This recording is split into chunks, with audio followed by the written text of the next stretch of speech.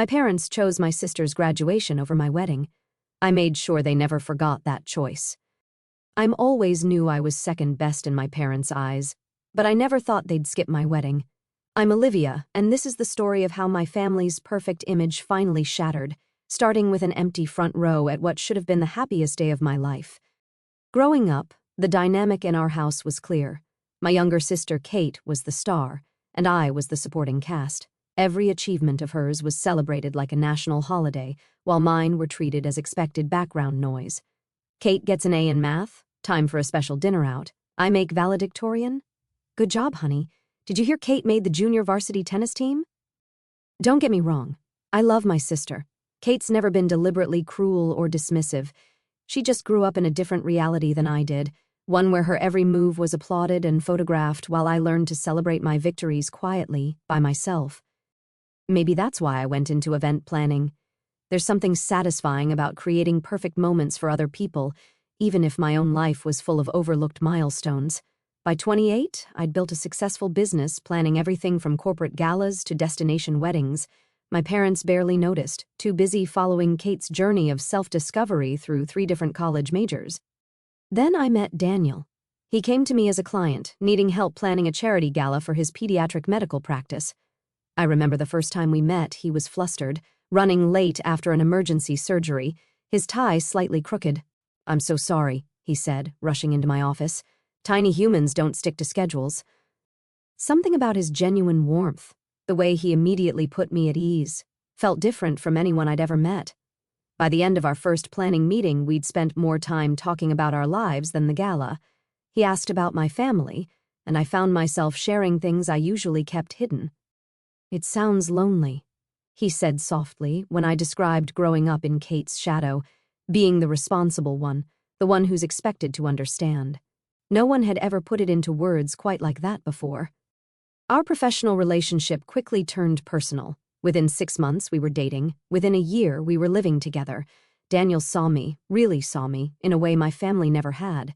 He celebrated my successes, supported my dreams, and most importantly, made me feel like I mattered. When he proposed, it was perfect in its simplicity.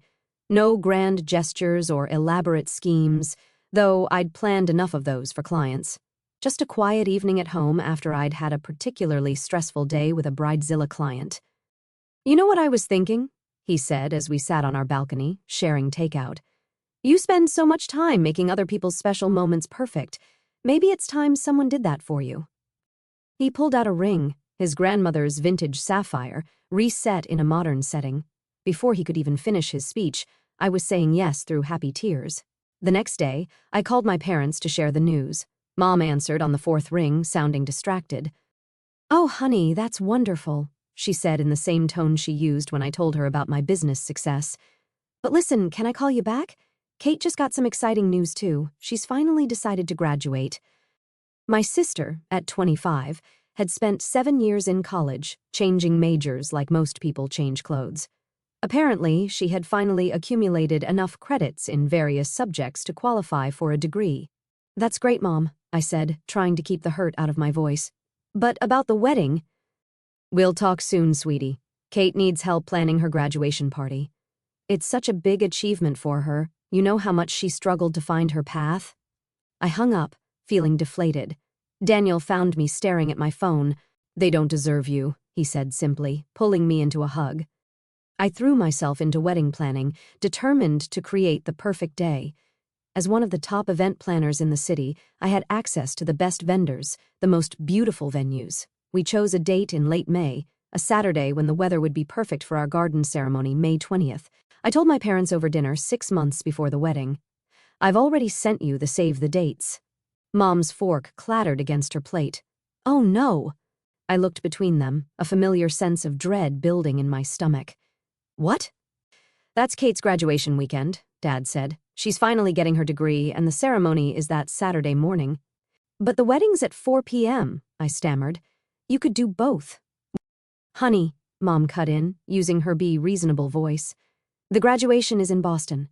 We need to be there to help Kate prepare, attend the ceremony, and of course there's the celebration after. We can't possibly make it back in time." "Then come to the wedding instead," I said, hating how small my voice sounded. It's my wedding day. Dad shook his head. This is a huge moment for Kate. She's worked so hard for this degree. You understand, don't you? You're so good at handling things on your own. There it was. The familiar refrain, good, responsible Olivia, who always understands, who never makes waves, who plans everyone else's perfect moments while her own fade into the background. Can't Kate walk in a different ceremony? I asked. Most universities have multiple graduation dates. We can't ask her to do that, Mom said firmly. This is her moment. She's so excited about graduating with her friends, and you know how she struggles with change. I looked at Kate, who was staring at her plate, unusually quiet. What do you think, Kate? I asked directly. She glanced up, then quickly looked away. I mean, I've worked really hard for this. And I haven't? The words came out sharper than I intended. I haven't worked hard building my business, creating a life, finding someone who loves me? That's different, Mom said dismissively. You've always been the capable one. Kate needs us there for support. I stood up, my chair scraping against the floor. And I don't? It's my wedding day. Be reasonable, Olivia, Dad sighed. There will be plenty of people at your wedding. Kate's graduation is more important right now. More important. The words hung in the air like poison. I left dinner early that night, driving home through tears. Daniel was waiting up, and one look at my face told him everything. They're not coming, are they? I shook my head, collapsing into his arms. Then we'll make it so spectacular they'll regret missing it for the rest of their lives, he said firmly. Looking up at him, I felt something shift inside me. All my life, I'd accepted being second best, being the one who understood, who gave way, who compromised. But not this time, not my wedding day. Yes, I said slowly, a plan already forming in my mind. Yes, we will. What my family didn't know was that being the city's top event planner meant I had connections, lots of them, and I was about to use every single one to create an event they'd never forget missing. They thought Kate's graduation was more important. Fine. I'd show them exactly what they were choosing to pass up. The morning after that disastrous dinner, I sat in my office staring at my extensive contact list. Years of planning other people's perfect moments had earned me favors with the best vendors in the business. Now it was time to call them in. First call, Marco, the city's most sought-after florist. Darling, he answered on the first ring. Tell me you're not canceling next month's Henderson wedding. Actually, Marco, this is about my wedding. There was a pause. Your wedding? The one you're planning yourself? Olivia, mi amore, I thought we talked about this.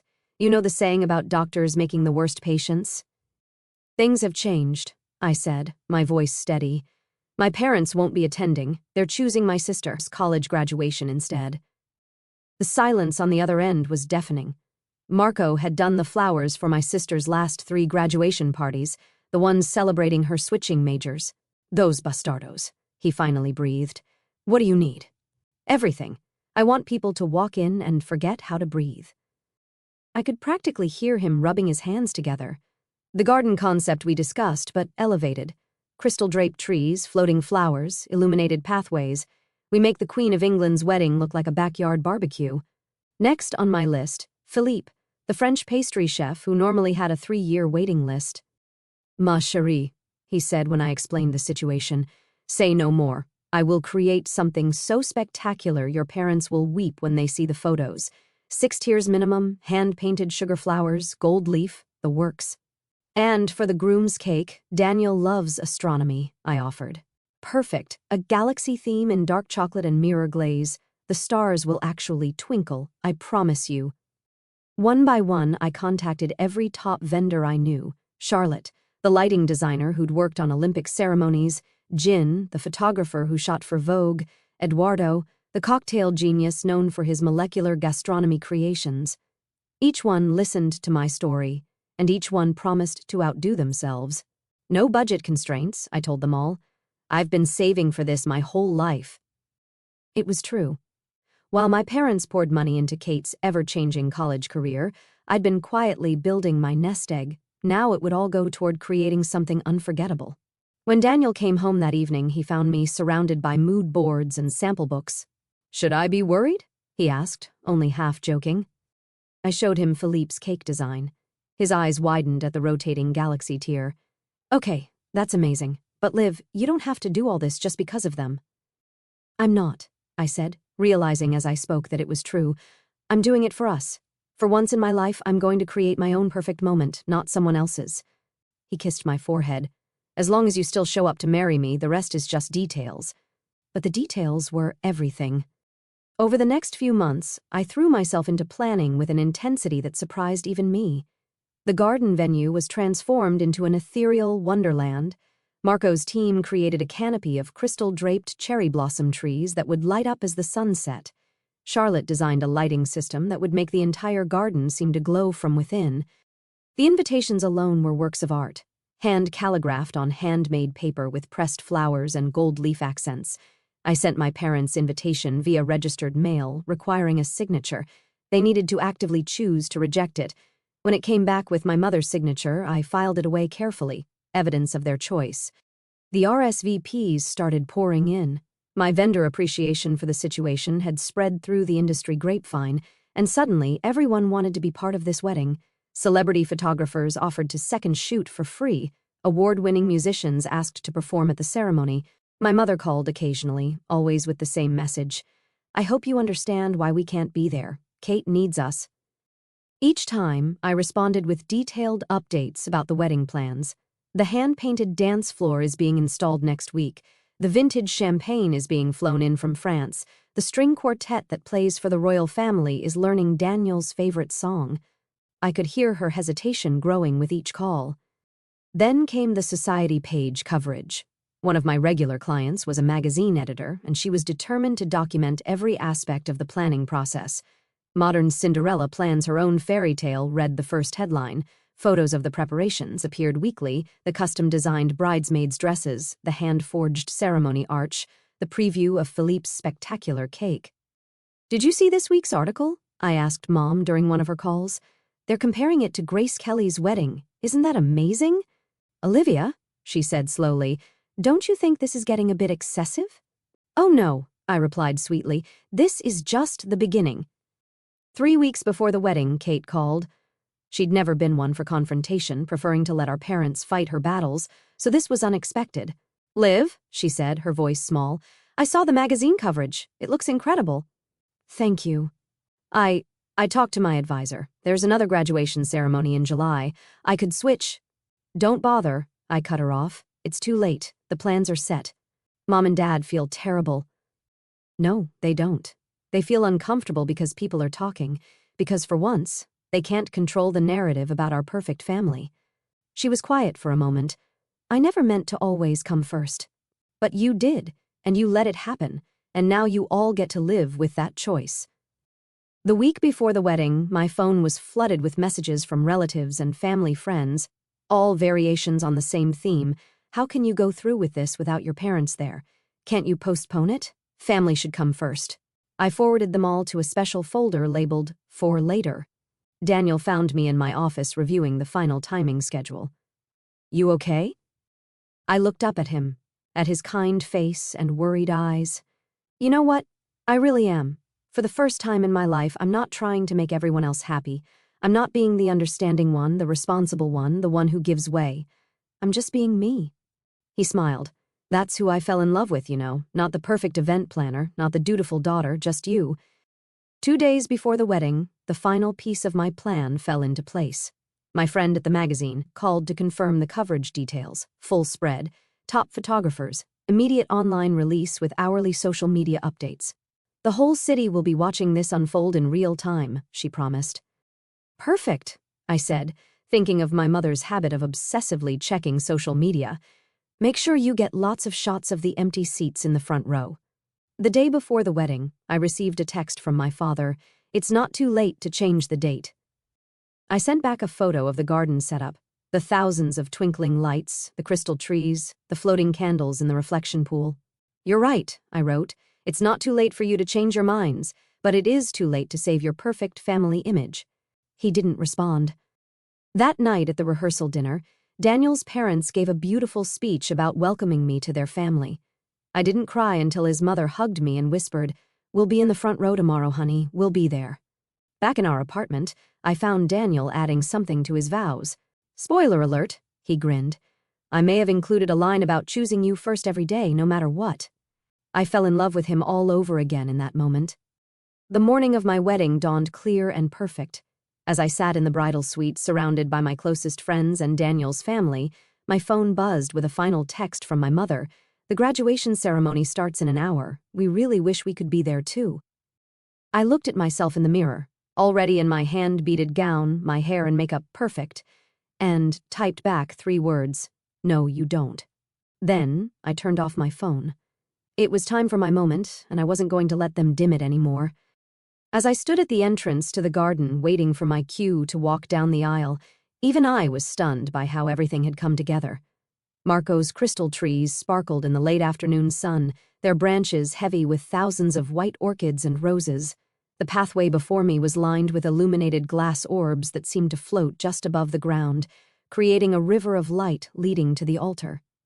Daniel's father appeared at my side, looking dashing in his tuxedo. After my parents made their choice, he had quietly offered to walk me down the aisle. "Every bride deserves someone by her side for that walk," he said. "Ready, sweetheart?" he asked now, offering his arm. I took one last look at the empty seats in the front row, the seats that should have held my family. Someone had placed a single white rose on each chair, making their absence even more striking. "Perfect," I said, taking his arm. The string quartet began playing their custom arrangement of 1,000 Years. Not the typical wedding version, but a haunting, ethereal adaptation that filled the garden like a spell. As we appeared at the end of the aisle, 400 guests rose to their feet, gasping audibly at the sight. I'd chosen a dress that would photograph spectacularly, a custom-designed masterpiece with a bodice covered in hand-sewn crystals that caught the light with every movement, creating the illusion that I was wrapped in starlight. The cathedral-length veil, edged with delicate lace that had taken artisans 3 months to create, floated behind me like a cloud. But it was Daniel's face that made me catch my breath. He stood at the altar, tears streaming unashamedly down his cheeks, looking at me like I was every star in the sky. In that moment, I forgot about my parents' empty seats, forgot about revenge and perfect moments and society page coverage. All I could see was him. The ceremony was everything we planned and more. As we exchanged our vows under an arch of floating candles and cascading flowers, Charlotte's lighting design shifted suddenly, bathing us in a warm golden glow that made everything feel dreamlike. Jin's cameras clicked constantly, capturing every perfect detail. "I choose you," Daniel said in his vows, his voice carrying clearly across the hushed garden. "I choose you first, every day, above all others. I choose you when it's easy and when it's hard. I choose you when the whole world tells us we're wrong. I choose you, Olivia, forever." I saw his mother dab at her eyes in the front row, right where she promised she'd be. The reception was a masterpiece of timing and spectacle. As the sun set, thousands of tiny lights hidden throughout the garden began to twinkle on, transforming the space into an enchanted forest. Philippe's cake was unveiled to audible gasps, 6 tiers of hand-painted sugar flowers and gold leaf, with that magical rotating galaxy tier that actually seemed to contain its own universe. Eduardo's signature cocktails changed color as they were poured, each one telling its own story. The dance floor, hand-painted with a design that echoed the stars in my dress, lit up in patterns that followed the dancers' movements. Every detail was captured, photographed, documented, and immediately shared across social media platforms. I knew my mother would be obsessively checking her phone during Kate's graduation celebration. I imagined her watching the spectacle unfold in real time, seeing what she had chosen to miss. The magazine's social media team was doing an exceptional job, posting stunning photo after stunning photo, each one more magical than the last. At midnight, just as the party was hitting its peak, my phone buzzed with a text from Kate. "Mom's been crying for hours. The graduation party is ruined. This isn't what I wanted." I handed the phone to Daniel without reading her message. "Deal with this for me." He nodded, tucking the phone away. This was my moment, and I wasn't going to let them intrude on it anymore. The next morning, as Daniel and I prepared to leave for our honeymoon, the magazine's coverage was already going viral. "Wedding of the century," the headlines proclaimed. "Event planner's dream wedding sets new standards." Photos of the empty front row chairs with their solitary roses were featured prominently, with captions that told the story of parents who chose to skip the most spectacular wedding the city had ever seen for a college graduation. The society pages were brutal in their commentary. In an era where family values are supposedly paramount, one columnist wrote, "What does it say when parents choose to miss this once-in-a-lifetime celebration? One can only imagine the regret they must feel watching these incredible images from afar." My parents' social circle was merciless. Their phones were flooded with messages from friends and acquaintances, all expressing variations of shocked disbelief. "How could you miss this? What were you thinking? Your own daughter's wedding?" Their carefully cultivated image of the perfect family was shattered. No one wanted to hear about Kate's graduation, not when they could talk about the wedding that looked like it came straight from a fairy tale, the wedding her own parents chose to miss. My mother tried calling repeatedly as Daniel and I boarded our flight to Bali. I let each call go to voicemail, saving them in that special folder labeled "For Later." "Olivia, please," she begged in one message. "We made a terrible mistake. We should have been there. Please call us." "The photos are incredible," Kate said in hers. "I should have switched ceremonies. I'm so sorry." "We didn't realize," Dad's voice cracked in his. "We didn't know it would be like this." But that was the point, wasn't it? They never realized, never knew, never saw me. They'd spent so many years looking past me, choosing Kate, assuming I would understand and accept and give way. They never imagined I could create something so spectacular, something they'd regret missing for the rest of their lives. 2 weeks later, lounging on a beach in Bali, I finally listened to all their messages. There were hundreds of them, each one more desperate than the last. The full impact of what they'd missed was hitting them hard. "Should we invite them to the reception we're having when we get back?" Daniel asked, watching me scroll through the messages. I thought about it for a moment, then shook my head. No, they made their choice. Now they get to live with it. "You're not worried about burning bridges?" "They burned the bridge," I said quietly. "I just showed them what was on the other side." 6 months later, I won Event Planner of the Year for my own wedding. The photos were featured in every major wedding magazine, each one highlighting the stunning details, the magical atmosphere, and yes, those empty seats in the front row. My parents tried to make amends. They sent gifts, letters, tearful voicemails. Kate switched to part-time studies and moved back home, her own perfect daughter image tarnished by the backlash. Their social life became awkward, every event a reminder of the wedding they chose to miss. "You could forgive them," Daniel suggested one night, watching me delete another series of apologetic texts. "I could," I agreed. "But you know what? I don't want to. For once in my life, I'm not being the understanding one. I'm not smoothing things over or making excuses for them. They chose Kate's 5th graduation over my wedding. They can live with that choice forever." A year after our wedding, I received a call from a prestigious client who had seen my wedding photos. "I want exactly that," she said. "That level of magic, that attention to detail. Money is no object." As I began planning her event, I realized something. My wedding hadn't just been about revenge. It had been about finally stepping into my own light, about creating something spectacular without dimming it to make others comfortable. It had been about choosing myself, just as Daniel chooses me every day. My parents still try to reach out occasionally. Last week, Mom left a message about how they're ready to move forward as a family. I saved it in my special folder with all the others, a reminder of the day they thought my wedding was skippable and how spectacularly wrong they were. Some people say I'm being too harsh, that family deserves forgiveness. Maybe they're right. But as I look through our wedding albums, at the pure joy on our faces, at the magic we created, at the empty chairs that tell their own story, I know I made the right choice. Sometimes the best revenge isn't about hurting others. It's about showing them exactly what they chose to miss. And sometimes the most perfect moment comes not from being chosen, but from choosing yourself.